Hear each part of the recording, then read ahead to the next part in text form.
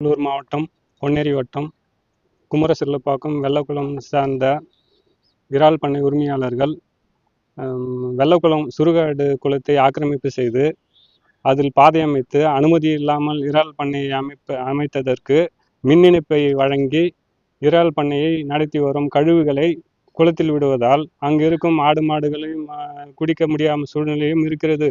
அதுக்கு பக்கத்தில் பாதை அமைத்ததால்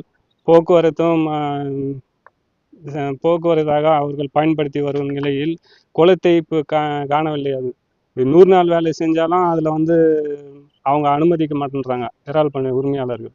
இப்போ குளமே இல்லாத சூழ்நிலை இருக்குது. இது மாவட்ட ஆட்சியர் குறை தீர்க்கும் நாள்லையும் சொல்லியும் அது மேலே நடவடிக்கை எடுத்து அவங்க தாசில்தார் மூலமாக லெட்டர் ஏடி அனுப்பிச்சியும் இதுவரையும் அவங்க டிரான்ஸ்ஃபார்மரையும் எடுக்கல, அவங்க மின் இணைப்பையும் துண்டிக்கல. இதுக்கு மேலே தூர்வாரத்துக்கு யார் முன்னெடுப்பாங்கன்ட்டும் தெரில. இதனால் அவங்க மேல் உரிய நடவடிக்கை எடுக்கணும்.